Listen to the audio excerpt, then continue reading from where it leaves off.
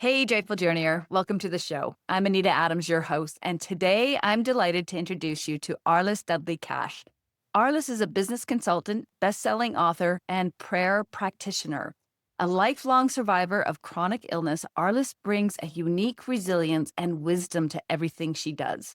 With a background in neuroscience, operations, and forensic investigation, she combines intellectual rigor with soulful presence. Through her company, Solutions, she empowers entrepreneurs to build businesses rooted in self-love, authenticity, and joy. Arliss is known for weaving together spiritual insight, emotional intelligence, and savvy strategy with humor and heart always thrown into the mix. Whether she's teaching, consulting, or praying, Arliss helps others create lives and businesses that are not only successful, but truly aligned and deeply meaningful. Welcome, Arliss. It's so great to have you on the show. Thank you, Anita. I'm so grateful to be here. Awesome. All right, let's just dive into this. So, your career has woven together forensic science, neuroscience, law enforcement, academia, and now spiritual business consulting.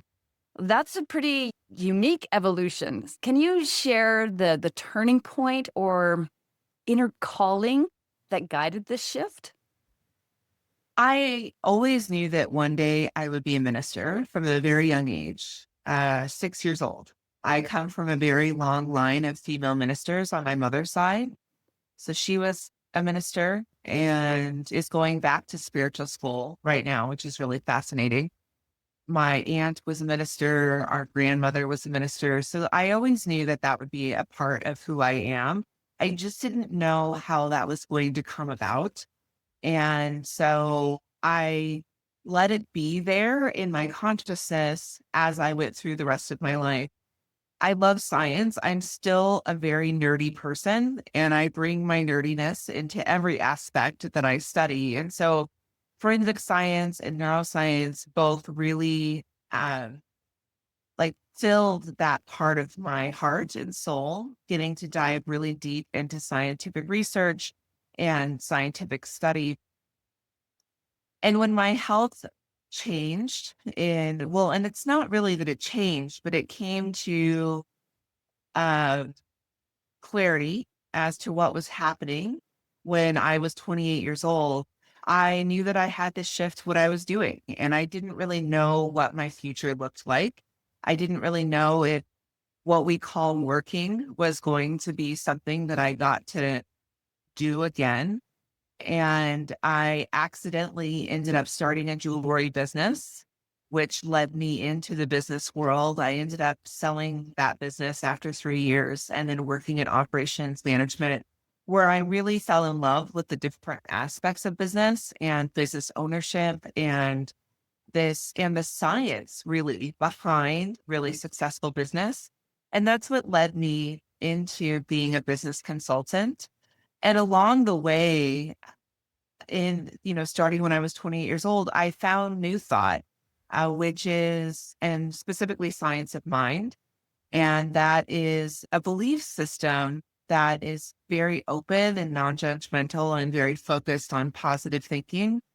And I felt like I had found my spiritual home in order to really dive into that spiritual need within me. And I'm now in ministerial school through their program. I love that journey. Okay, so 6 years old, you've always felt that there was something there for you. That's fascinating. I'm curious. Have you always brought your spirituality into your professional world, or were they two separate things, and only more recently have they come together? I have kept them fairly separate for most of my life until the last 10 years. They've become more and more integrated as I would say my spirituality becomes more and more integrated into every aspect of my life. Yeah. So as I am more deeply practicing and more deeply holding each moment of my life as sacred as much as I am capable, the more it is outpictured in my professional world as well. And I suspect that there's more joy in that because you're in alignment with who you truly are, right?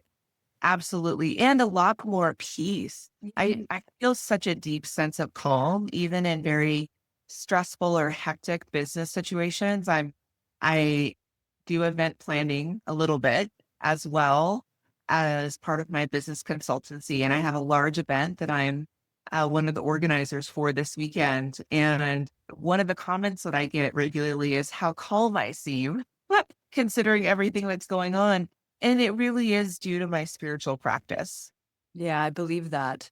And thank you for sharing that. It was important for me to presence that because I think a lot of us tend to try to separate our spirituality from our professional world. And we have been told, that it's not appropriate to bring that in.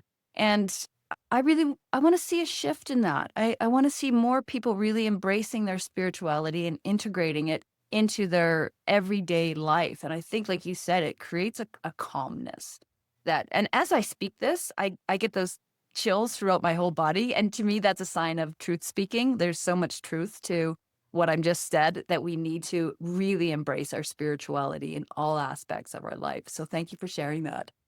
So we're here today to talk about really being in silence. So I want to ask you, what truth about ourselves become clearer when we finally stop filling the space with noise?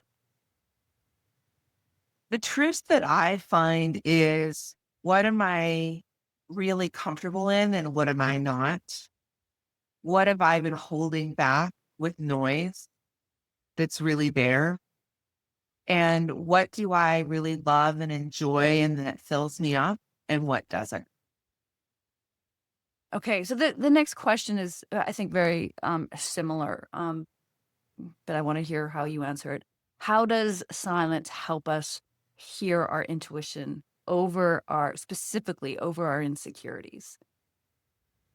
When in our society, we normalized noise being a part of our comfort. And, just like with any coping mechanism that we choose that serves us for a period of time and until it doesn't serve us anymore. And I think that normalizing noise as a form of comfort is a little is I don't want to I guess I'll say sad. It saddens me Yeah. because we have lost the comfort in our own silence. We've lost comfort in our own stillness and in the peace within us. And for a lot of people, including myself, for much of my life, I forgot what peaceful meant within myself. Like I didn't even know how to recognize it. So when we're in that place where we're continually taking in content, whether that's music or TV shows or videos or video games or conversation and interaction with other people, we we don't have the ability to as clearly hear that still small voice within us that says, yes, this is the way to go. No, I don't want to do that. I have so much joy right now. Or, oh, that doesn't feel good to me. We kind of numb out that still small voice and we lose that inspiration to really choose what we desire to have in life. So we're really moving through life reactionary as opposed to responding intelligently, like bodily intelligently to what is maybe coming up for us. Yeah. And I think that we put importance on that stimulus over the intuition within us. Mm. And that can make it really hard to really find our joy and to really find our peace. It's interesting. This has happened a few times now where I've encouraged my clients to step into the silence, to be, make the time to go for a walk in nature and to unplug, like just disconnect from everything and just connect to the environment.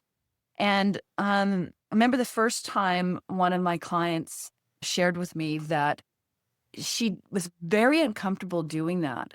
She asked me, "Well, can I, use my listen to music as I go for a walk. And I'm like, no, absolutely not. This is about, being in stillness, being in silence so you can really hear, the whispers of your soul. And she's like, that really makes me uncomfortable. And I asked her, well, why? And she said, she's afraid of her thoughts. She's afraid of the darkness that will come out in the silence. And that was a real aha moment for me. Any thoughts on that? Have you come across clients or individuals that are very resistant to being in the silence? Absolutely. I think it's very normal and for people in our society right now to be afraid of the silence. And I think that we have unfortunately taken away the support of people really listening to the things that they don't want in their life. This idea of saying no, this idea of making change, even if they've invested a lot of time, money, or effort into something, of realizing that it's not what they want to do. And I remember very distinctly within myself in my early 20s, getting ready to get married for the first time. I had friends of mine saying, like, are you sure this is really what you want to do? And I wish my ex-husband the absolute best and joyful life. There's no animosity there. And we shouldn't have gotten married, and if I had taken a moment, which I did, like many years later, I took a moment and I could hear it in my soul that I was not in the relationship that I wanted to be in. But I was so afraid to hear it because I'd already accepted the ring. I've already planned the wedding. I already had family in town, at any one of those points, I could have listened and had a different conversation with myself and with him in joy and in love. And I was so afraid to hear those words that, oh, this isn't what I want to do because of the fear of shame and blame and disappointment and going against the grain and all of those things that I wasn't willing to listen to that. And I think that it's brave to be in silence because we hear what our soul loves and we hear what our soul doesn't want as well. And it can be scary sometimes. Absolutely. That's really powerful. We're fearful of the shame that can come out or the going against the grain, being different, not achieving that approval from our peers or family or whatnot. So then we go through the world with, our hands over our ears or fingers in our ears, trying to block that out really is Yeah. what is happening, isn't it? And that It makes is, so, it's like headphones on our ears, though. It's headphones on our ears of all the content coming in, blocking it out. right. Yeah. It's so true, and I know that I've been guilty of that as well, and just putting my head in the sand, not wanting to deal with what might be the consequences of me really listening to my soul voice. The problem is that the consequences of not listening are far worse than listening. Yes, absolutely. And it's one of the reasons why I do the work that I do is because I knew from the age of 10 years old that my body function was different than other people's, that my experience of health in my body was different than other people's. And I received criticism and bullying around that at a young age. And so I hid it. I hid it and I didn't talk about it. And I did everything I could to overcome it by overworking myself. And that still small voice would tell me, you're doing too much. You need to rest. Don't do that. And it took me getting and being 28 years old and sitting on a doctor's table and a doctor telling me, you may not live more than a year Wow. and you have a rare genetic condition and it's not curable. For me to sit up and say, I have to do this differently. I am actually different and I have to listen to what my body's been telling me. But I I put my life on the line unknowingly, and I don't wish that for anybody. I wish for all of us to hear that voice within that knows what's going on, whether we have the diagnosis or the proof, and make the choices that are good for us. Yeah, and I don't think your story is so unique in the sense that I think it takes a lot of people, it takes that breaking point before they're like, okay, this is not working. I've got to make a change. There's a gift in that in a way, because it does help shift you. And it's my hope, and I know it's your hope, given the work that you do, that we want people to get there without the the damage that can happen beforehand.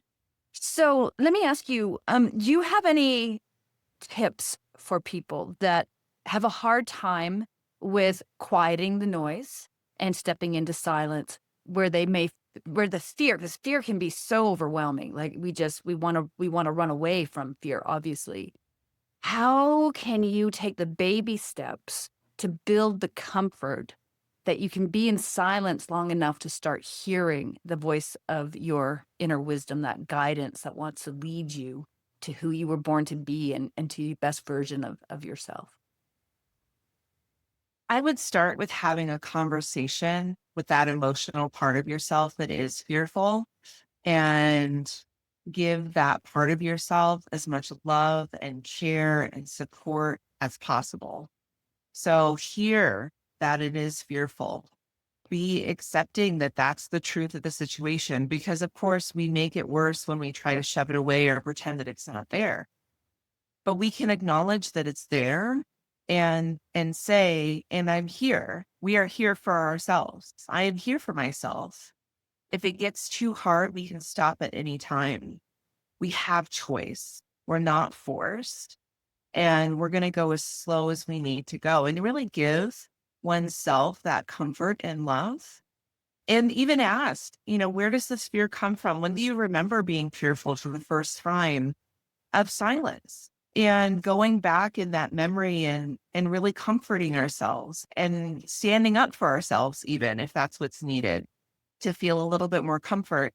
And then start small. Start with a baby step. Start with 30 seconds or a minute or 2 minutes. Put your toe in the water. You can even ask a friend or a family member or a partner or even it's somebody on Zoom. They don't even have to be in person, and say, hey, would you consider practicing with me for 1 minute? But you don't have to do it alone that way either. You could talk to somebody that teaches meditation.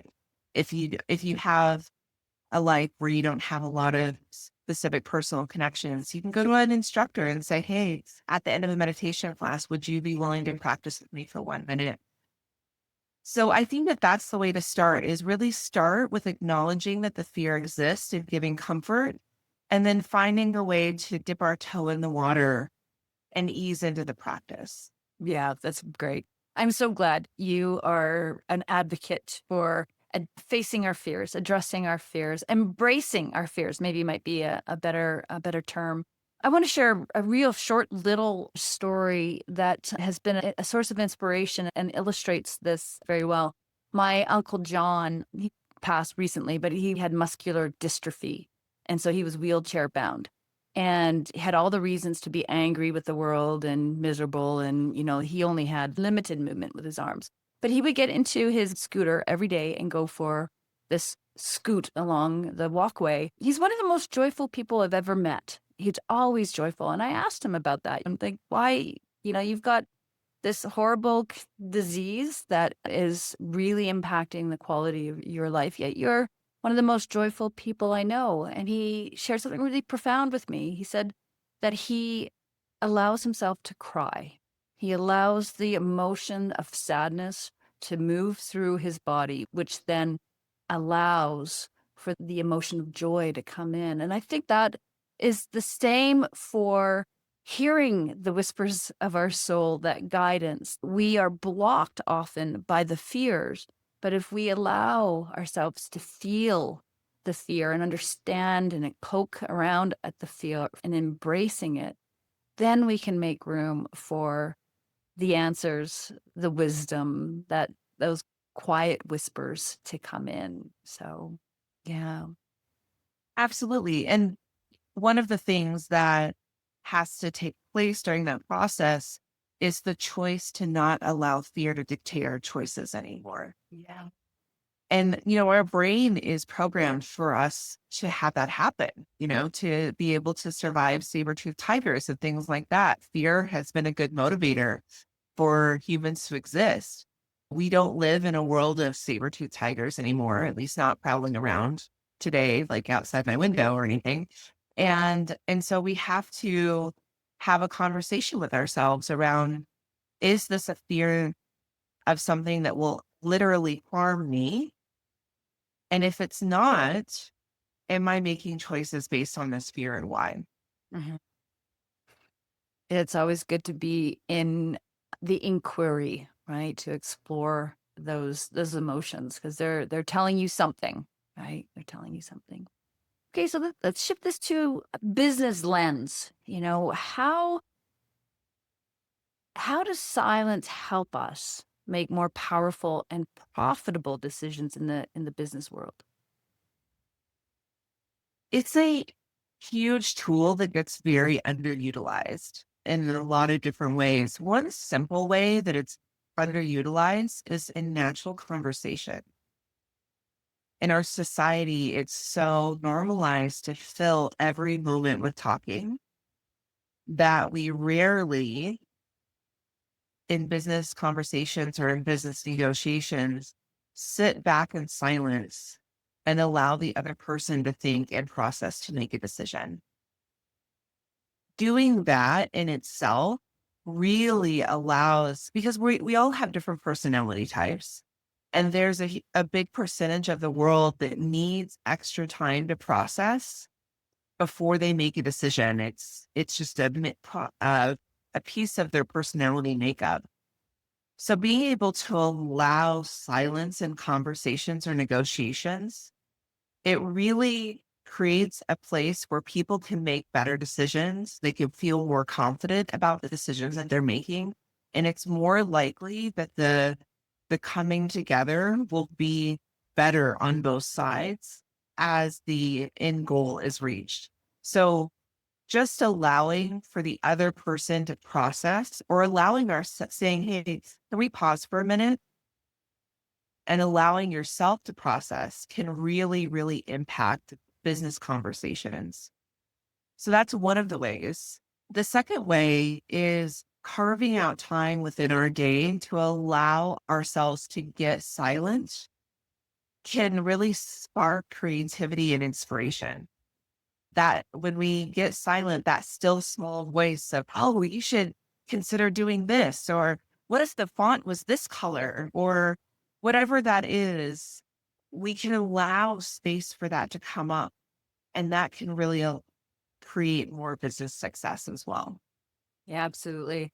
I can count. No, I can't count. It's countless how many times I have had the insights and the ideas come to me while I'm walking in nature because I'm stepping away from my busyness, and all of a sudden solutions to ideas that I've been struggling with are appearing. So it seems counterintuitive in some ways to step away from your busy day to go inward to get quiet to find the stillness, but it's actually a powerful productivity technique. Yeah, absolutely. It makes a big difference. It also allows our brain to integrate and process what's going on in our business. And so many business owners that I meet are just running from the one thing to the next thing to the next thing. And they have so much content created. They have so many assets that they could be marketing. They have so many different classes or workshops that they already have the material for, but they're creating the next thing. And what if we went back and looked at what we already have and used it or repurposed it so that we don't have to work as hard to have that success in our business? It's a little bit of the hustle culture that we live in, though, isn't it? Like, I feel like we're trained to go, go, go, go, go, go, go, and we've got to wear that busy badge with pride. So it feels like it's a societal cultural mental shift that needs to happen. Any idea on how we can support this mental shift? I think the first choice is to value progress over the end result. How do we individually decide to celebrate and recognize ourselves for each little step we make instead of being an end result focused person? And the truth is that if we start doing that within ourselves, we all have mirror neurons in our brain. The people around us will start mirroring us. And so it is possible to like start a quiet revolution, really, of mindfulness in business by embodying it ourselves first. Okay, I love that. A quiet revolution of mindfulness. Let's talk about that a little bit. Let's talk about how we can do that in our everyday lives right now, starting this moment after, like after listening to this podcast. What's the first thing that we can start doing to embody that quiet revolution? Put breaks and mindfulness into our calendar and show that to the people we're doing business with. Oh, I love that. Show that to people. So we're talking about our quietness. So bringing it out into the world. Okay, good. Anything else?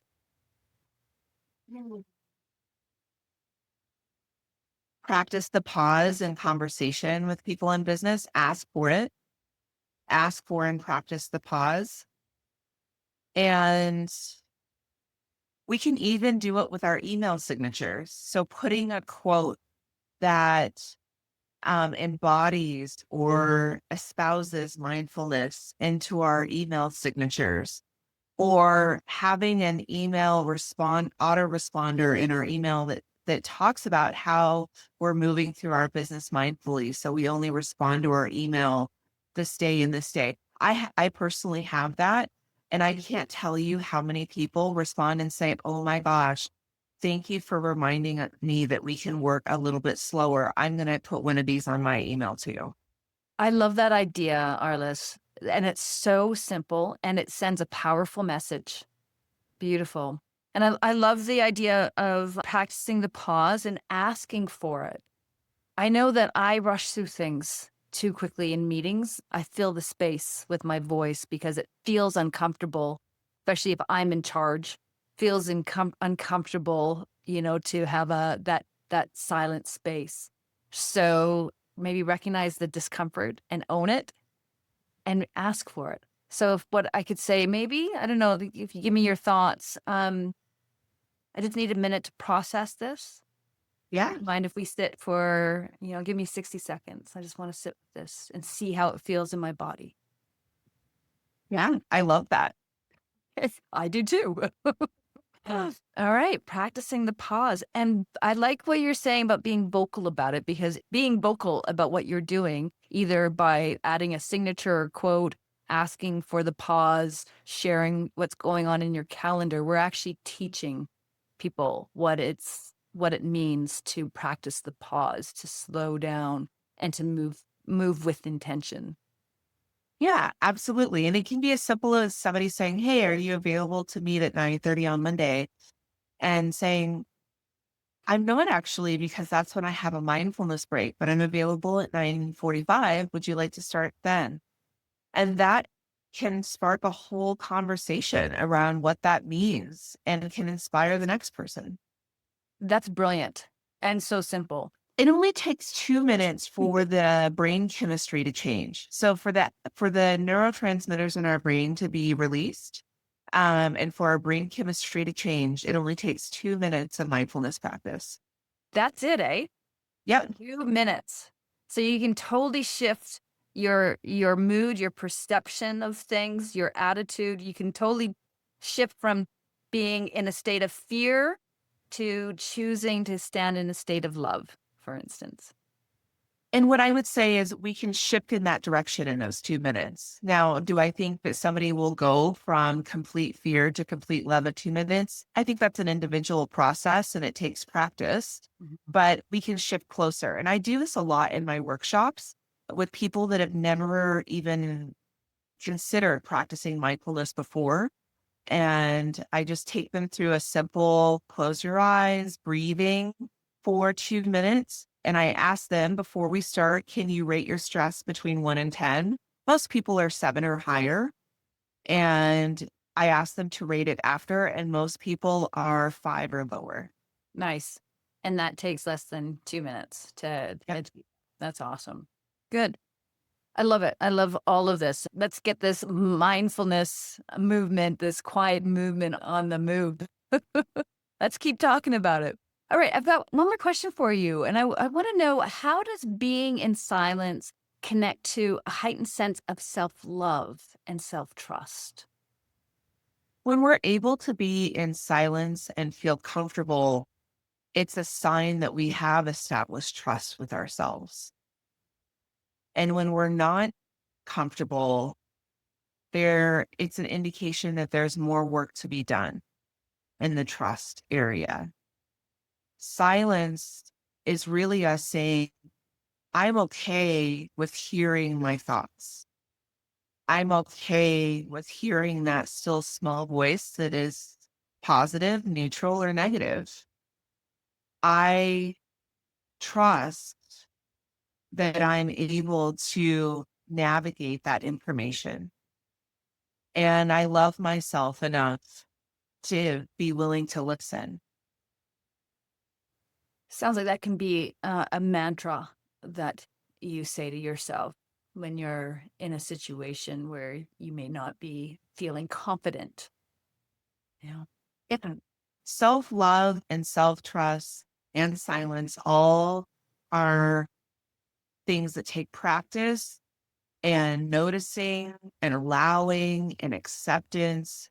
And I say that as though that's an easy process. And for some people it is, but for most people it's not. We live in a society where we are taught to shame and blame ourselves into doing what we have to do, quote unquote. We are taught that when we have a voice that comes up inside of us that says, I don't want to do this, that we should push through anyway. And all of that breaks self trust and breaks self love. And so it's getting into silence and starting that inner listening is really the start of repairing that relationship with ourselves. Yeah.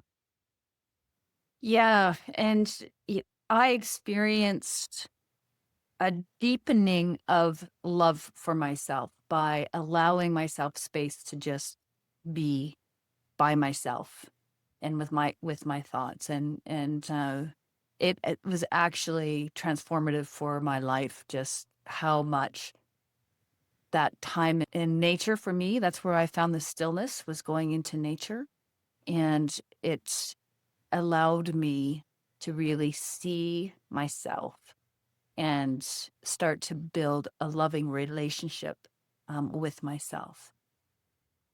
So, yeah, I've become a huge advocate of stillness and finding that stillness in nature. I think it just helps us get present. And that's what we're talking about, really, is presence, isn't it? The Yeah. stillness leads to presence, so we can hear what's on our heart and what's resonating in our body, what's calling us forward. We can hear, I think you present this as well, that we hear what's not good for us as well as what is good for us. And that's how that's how we create a life with meaning, well-being, and joy. It's through the stillness, through the silence, through the presence. Absolutely. And Awesome. I want to add that we live in a world where we are told we have to react to everything around us all the time. And when we're in that stillness and listening to ourselves, we don't have to react to everything that we hear within ourselves. We don't have to, or even act on everything we hear within ourselves immediately. We can take the time to respond. And in that silence, we learn how to process things and how to go through that responding instead of reacting. And then that will translate into the outer world as well. It's really a discernment, though, isn't it? Because there is the voice, what I call the voice of our inner wisdom, our soul voice, and then there's that mind chatter voice that is telling you you should do this. Who are you to think you can do that? That negative self talk that is so loud in our heads compared to the silent or the more quiet whispers of our soul. So how do you discern between those two voices that dominate or try to fight for our attention? For me, it's a tone. I feel like in mind chatter, it's very externally driven. Hmm. And there's almost like a desperate urgency tone to it. Whereas the inner voice is internally focused and it's gentler. It's more gentle. Right, I love that. It has that resonance of calm with it when it comes. Yeah. Yeah, so that's how you can it's one way, powerful way how you can really w- discern between what the mind is, yelling at you to do and what the soul, the body is calling you to do. So beautiful. Yeah. Thank you. Thank you, Arliss. If somebody wanted to learn more about your work, they wanted to find some solutions for their business, how would they connect with you? The easiest way is through my website, which is solutions.com, SOULLUTIONS.com. Awesome. Good. And of course, we'll include that link in the show notes where people can easily reach out, find you. Thank you so much, Arliss, for your time today, for sharing your wisdom and your insights and starting this quiet revolution of helping people lean into the stillness, into the silence. And thank you, Joyful Journeyer, for joining us today. If you enjoyed this episode, please share it with someone and leave a comment. We love hearing from you. Thanks for joining us, and we'll catch you next time. Bye for now.